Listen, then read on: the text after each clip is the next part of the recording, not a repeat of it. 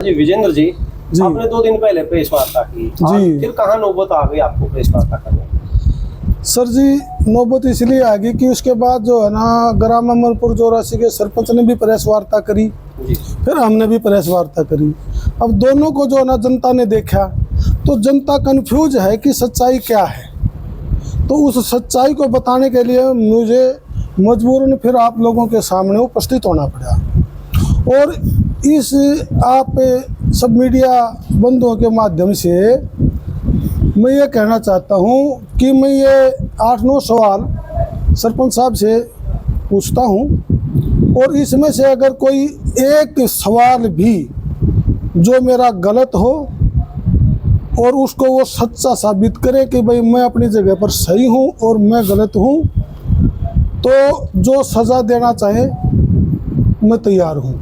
लेकिन पब्लिक गुमराह हो रही है, पब्लिक को गुमराह ना किया जाए और सच्चाई पब्लिक के सामने आनी चाहिए, सरकार के सामने आनी चाहिए, ऑफिसरों के सामने आनी चाहिए। ये पब्लिक को गुमराह किया जा रहा है, इसलिए मैं आपके सामने उपस्थित हुआ। जैसे सरपंच साहब ने कहा कि भाई LGD नंबर 8 जो ग्राम पंचायत लैंड 3 नंबर लिस्ट में है और 4 नंबर लिस्ट में उन्होंने अपने नाम चढ़ा लिया। उन्होंने साफ साफ कहता कि मेरे दस्तावेज नहीं लिए गए। SDM साहब ने मेरी सुनवाई नहीं करी। SDM साहब ने सारे दस्तावेज लिए हैं, एक नहीं 4-5 बार उनको बुलाया गया है, सारे दस्तावेज उन्होंने दिए थे, हम वहाँ पर मौजूद थे, उनकी पूरी तरह से सुनवाई करी गई है और उन दस्तावेज उनके झूठे पाए गए। उस आधार पर SDM साहब ने उनके खिलाफ रिपोर्ट बनाई। अब एक्चुअली में 8 नंबर जो LGD नंबर है, इसका क्या है कि जो पहली जो नंबर लिस्ट थी उसमें किसी और का नाम था, 2 नंबर लिस्ट थी इसमें मेरा नाम आ गया, फिर उसके बाद से 3 नंबर लिस्ट बनी। जब 3 नंबर लिस्ट बनी तो गांव में कोई पंचायत नहीं थी, सरकारी अधिकारियों ने इस लिस्ट को तैयार किया। लेकिन जब ये लिस्ट तैयार करी उससे पहले डायरेक्टर ऑफ पंचायत के ये आदेश थे BDPO साहब को कि अगर इसमें कोई पंचायती ज़मीन गलत चढ़ाई गई, गलत आदमी के नाम चढ़ाई गई, तो उसकी रिस्पॉन्सिबिलिटी BDPO और ग्राम सेक्रेटरी की होगी, उसके वो जिम्मेवार होंगे। तो उन्होंने ग्राम पंचायत की मीटिंग करी, पूरा गांव आया, नंबरदार आए, सेक्रेटरी आया, पटवारी गिरदावर सब आए और ये लिस्ट पूरी ईमानदारी के साथ बनाई गई। और 8 नंबर ज़मीन जो 2832 स्क्वायर मीटर है वो नाले की ज़मीन है, वो नक्शे में नाला है, फर्द में भी जो है ना वो नाला लिखा हुआ है, गैर मुमकिन ज़मीन लिखी हुई है और वो पूरी ईमानदारी के साथ BDPO साहब ने उसको चढ़ाया था। वो तो कह रहे हैं जी 8 नंबर जो है वो हमारे पूर्वजों की, ऐसा बताया उन्होंने मीडिया को। सर जी अगर ये लिस्ट देखोगे ना तो इसमें 9 number, 10 number, 11 number, 12 number, 13 number, 14 number, 15 number, 16 को छोड़कर 17 नंबर, ये सारी ज़मीन उनके पूर्वजों की है जो उनके नाम 3 नंबर लिस्ट में भी मौजूद हैं और 4 नंबर में भी हैं। क्योंकि एक 16 नंबर को छोड़ करके 9 नंबर से ले करके और ये करीब जो ना सारे दस्तावेज जो है ना मेरे पास में मौजूद हैं, उनके जो नाम चढ़े हुए हैं सर, उनके परिवार के नाम, उनके साथ लगती हुई ज़मीन है ये। इसलिए वो जो ना ये बोल रहे हैं कि भाई ये हमारी ज़मीन है। वो 8 नंबर के साथ लगती हुई ज़मीन है, 9 नंबर से लेकर के और ये 17 नंबर तक। उसकी आड़ में ये 8 नंबर को हड़पना चाहते हैं। 8 नंबर आप कह रहे हो कि नाला है, पंचायत लैंड है। 8 नंबर नाला है, गैर मुमकिन नाला है, पंचायती भूमि है, फर्द में भी है, नक्शे में भी है। जब वो ड्रोन से मैप लिया गया, वो तो हमने आपने किसी ने नहीं लिया सर, वो तो सरकार द्वारा लिया गया, उस मैप में भी वो नाला है। 1932 BK के रिकॉर्ड में भी वो नाला है, गैर मुमकिन नाला है, 64 में भी है। तो उनकी कहाँ से आ गई? वो तो उसकी आड़ में ये काम करना चाह रहे हैं। उनकी जो पैतृक जमीन है अगर बात करें तो उसकी आड़ में सीधे तौर पर ये जो पंचायती भूमि है इसको कब्जाना चाहते हैं, उसको कब्जाना चाहते हैं। जो उन्होंने अपने बयान में कहा कि हमारे खंडर मकान है जी, पुराने मकान हैं, हमारे पशु बनते हैं, वो तो नंबर ही अलग है, उसमें तो वो रह रहे हैं, वो तो उनका कब्जा, हम तो मना नहीं कर रहे, वो तो उनकी है, हम कब मना कर रहे हैं? उस पर तो वो बैठे हुए हैं, पुराने मकान हो चाहे नए हो। लेकिन ये जो 8 नंबर है ये ओपन एरिया है सर, खुला है, इसमें किसी का भी कोई कब्जा नहीं है। और जिस पर कब्जा नहीं है और तो वो पंचायती जमीन है ना सर, गैर मुमकिन नारा है, चलिए तो ये गुमराह किया जा रहा है। ड्रोन द्वारा जो तस्वीरें ली गई हैं ये लगभग कितने समय पहले की आप बता रहे हैं सारा? ये सर सरकार ने ली होंगी करीब 21 में या 20-21 में ली गई होंगी सर ये। अच्छा। हाँ, उस वक्त जो है ना ली गई थी। और 3 नंबर जब लिस्ट बनी कोई पंचायत नहीं थी सर, एकदम फेयर बनी हुई है, बढ़िया लिस्ट में कोई किसी की नहीं है। दूसरी बात ये है कि ये खाली 8 नंबर नहीं है, इन्होंने एक इसी में 16 नंबर भी है। 3 नंबर लिस्ट देखना सर, उसमें 16 नंबर भी है। उस 16 नंबर लिस्ट में भी एक ओम प्रकाश नाम का आदमी है, उसको भी 50% उन्होंने अपने नाम चढ़ा लिया। उनका भी जो ना आपस में जो ना झगड़ा चल रहा है। उसके बाद 198 नंबर है सर, 214 नंबर है, 215 है, 218 नंबर है। ये कोई विक्रम सरपंच का भाई है बशीरपुर का, ये उनकी ज़मीन है जिसका हाई कोर्ट में वो केस जीत चुके हैं, उसको भी अपने नाम चढ़ा लिया उन्होंने सर। अब वो भी जो चक्कर काट रहे हैं। तो ये खाली इनकी तो 103 नंबर लिस्ट बढ़ाने का सिर्फ इंटेंशन ये थी कि किस तरीके से ज़्यादा ज़मीन को अपने नाम किया जाए, उसको हड़पा जाए। तो इसमें अधिकारी भी संलिप्त होंगे? सिर्फ बिना अधिकारी के तो कोई लिस्ट नहीं बन सकती। इसमें तो नंबरदार भी होंगे, पटवारी भी होगा, गिरदावर भी होगा, बीडीपीओ भी, और बीडीपीओ भी मैडम के बिना तो ये ऑनलाइन चढ़ ही नहीं सकती।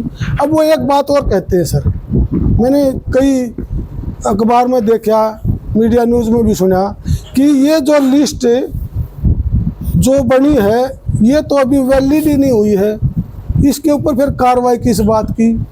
सर पंचायत ने प्रस्ताव पारित कर दिया, अधिकारियों ने साइन कर दिए, मैडम रेणुलता यादव ने उसको ऑनलाइन चढ़ाने की परमिशन दे दी, ऑनलाइन चढ़ चुकी। उससे ज़्यादा कार्रवाई क्या करेंगे?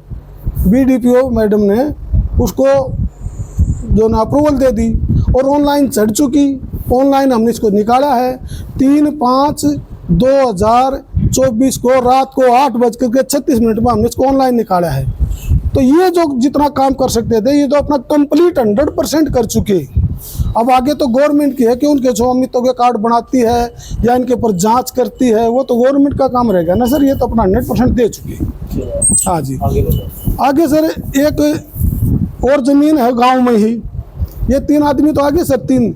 अब चौथी बताता हूँ, 45 का 9/2 इसकी पैमाइश की हमने जो ना रिपोर्ट कराई, पैमाइश करवाना चाहिए। एलसी साहब ने जो है ना 10 बजे आना था, शाम को हमने इनको जो चौकीदार को भेजा कि भाई इसको जो है ना सरपंच साहब को जो है ये मैसेज दे दो, ये पैमाइश होनी है। 3 कनाल 6 मरला ये ज़मीन है। सुबह एलसी साहब के आने से पहले 6-7 बजे ये तार बाड़ उखाड़ करके भाग गई। उसकी वीडियो भी हमारे पास, मीडिया चाहेगा तो वो भी दे देंगे, फोटो भी हमारे पास। अब हवा में बात नहीं कर रहे, सबूत के साथ बात कर रहे हैं और वो मना कर रहे हैं इस बात के लिए। हमारे पास सब कुछ है। इसमें एलसी ने रिपोर्ट लिखी है कि भाई सरपंच का कब्जा था, तार बाट जो ना उखाड़ करके भागे, ताज़ा निशानदेह पोल वहाँ पर पड़ा हुआ था। 17 आदमियों ने इसमें जो ना साइन कर रखे हैं कि इनका कब्जा था। ये भी इस पर भी उन्होंने कब्जा कर रखा था, जिसके ऊपर कोई कार्रवाई नहीं हुई सर। फिर सर जोड़ की बात आते हैं। जोड़ के किसी एक कोने की पैमाइश करवा करके किसी एक आदमी के पीछे लगे हुए हैं। और हमने कहा था कि जोड़ के साथ एक नाला, हर जोड़ की पूरी पैमाइश कराओ, किसी एक कोने की क्यों सर, नाले की भी कराओ, जोड़ की पूरी कंप्लीट कराओ। इस जोड़ के ऊपर सरपंच का भी अपना मकान, चाहे आए 2 फुट चाहे आए 10 फुट, ये मैं नहीं कह सकता, लेकिन उसका मकान जरूर आएगा। उसके साथ में उसके परिवारों का वालों का मकान, जोड़ पर भी सरपंच का कब्जा है। जोड़ उस सरपंच का, उसके परिवार का, भाइयों का कब्जा है। ये 100% सत्य सर। पैमाइश करवा करके देख लो, निष्पक्ष जो ना पैमाइश होनी चाहिए। उसके बाद सर इसी का भतीजा है कृष्ण पंच, अभी लेटेस्ट कुछ दिन पहले उन्होंने रोड के ऊपर कब्जा कर लिया, 3 सेट डाल दिया। उसकी कंप्लेंट हमने डीसी साहब को भी की, सरपंच को भी करी, बीडीपीओ मैडम रेणुलता यादव को की, कोई कार्रवाई नहीं। जो कंप्लेंट देते हैं सर सारी घूम फिर करके बीडीओ मैडम के पास चली जाती हैं और वो रख करके बैठ जाती हैं, कोई जवाब नहीं देते, उनके ऊपर कोई कार्रवाई नहीं होती सर। अब उनके ऊपर कार्रवाई नहीं होती, अब कार्रवाई कहाँ होती है सर? और कहाँ नहीं होती है मैं आपको वो भी बताना चाह रहा हूँ। गांव में 10 से 15 लोगों के इजरा के ऑर्डर हो रखे हैं सर, 2011 के कोर्ट के आदेश हैं, कब्जा कार्रवाई करनी है, सारे सबूत हम दे चुके,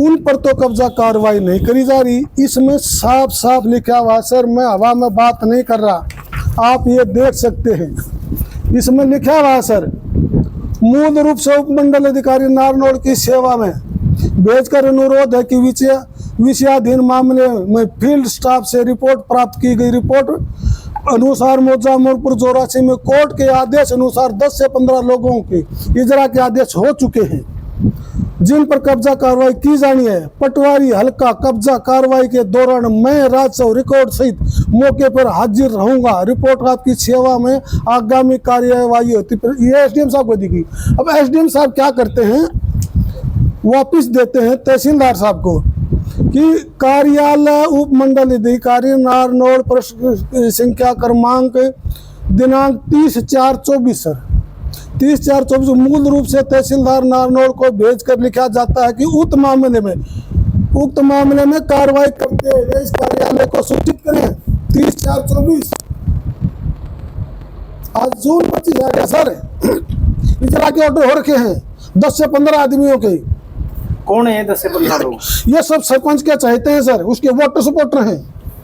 ये उस आदमी के खिलाफ कार्रवाई कर रहा है जिन्होंने उसको वोट नहीं दी, ये उस आदमी के खिलाफ कार्रवाई कर रहा है जिन्होंने भेदभाव राजनीतिक भेदभाव करता है। उन्हीं पे कार्रवाई हो रही है जिन्होंने वोट नहीं दिए, और जिन्होंने वोट दी थी उनकी सपोर्ट कर रही है। उनकी सपोर्ट ये रहे सर, प्रत्यक्ष को प्रमाण की क्या जरूरत है, सबूत दे रहा हूं मैं, हवा में बात नहीं कर रहा, डॉक्यूमेंटरी प्रूफ के साथ में बात कर रहा हूं। इसके अलावा सर खसरा नंबर 50 का 14/50/14 और 26 पैमाइश कराई गई। 14 और 26 की पैमाइश करवाई सर सरपंच हरिराम ने जी। उसमें जिसके अवैध कब्जे आए हैं सबके तोड़ने चाहिए, एक को बात ये। बिल्कुल। नंबर 2, जब गवर्नमेंट ने ये कह दिया भाई 20 साल पुराना कब्जा नहीं तोड़ा जाएगा, तो उन्होंने 30 साल पुराना कब्जा क्यों तोड़ा? दूसरा रीजन, और मान ले तोड़ने भी गया तो उसमें सिर्फ सैनियों के मकान क्यों नहीं तोड़े, इसके परिवार के ब्राह्मणों के भी मकान थे। इसके अलावा इन्हीं नंबरों में जी, इन्हीं 2 नंबर में भी थे, वो मकान छोड़े गए, वो छोड़े गए, सैनियों के तोड़े, सिर्फ सैनियों के क्यों तोड़े गए? उस आधार पर ये बोलता है, ये उसी आधार पर बोलता है कि भाई जब इनके मैंने मकान तोड़े तो उसके बाद मेरे ऊपर कार्रवाई हुई और सीएम साहब उस पर इन्वॉल्वमेंट है, इसी बात से बोलता। जबकि सच्चाई ये है कि हम ये कार्रवाई बहुत समय पहले से कर रहे हैं और वक्त अब आ गया, और उससे पहले इन्होंने ये मकान राजनीतिक रंजिश के कारण, राजनीतिक रंजिश के अलावा भी कि इस पर जो हम कार्रवाई कर रहे हैं कि भाई इनको कैसे दबाया जाए, इनको बैठाया जाए, ये मकान इलीगल तरीके से तोड़े गए। जबकि सरकार का आदेश है कि 30 साल पुराने मकान नहीं तोड़े जाएंगे। इन्होंने सीएम को भी नज़रअंदाज किया, सरकार को नज़रअंदाज किया। उस परिवार में, उस घर में 80 साल की एक बुढ़िया है, एक बुजुर्ग है, पक्की लैट्रिन बाथरूम तोड़े गए।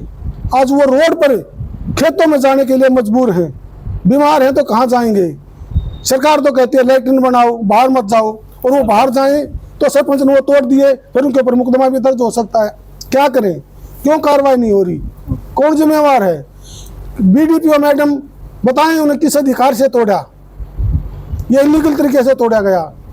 ये कोई भी इलीगल जो ना, जितने भी काम कर रहे सारे इलीगल काम किए जा रहे हैं, और 10-15 आदमियों के जरा के ऑर्डर है, वहाँ पर वो काम नहीं कर रहे हैं। अगर बात करें कितने दिनों से आप इस विषय में कार्रवाई कर रहे हैं?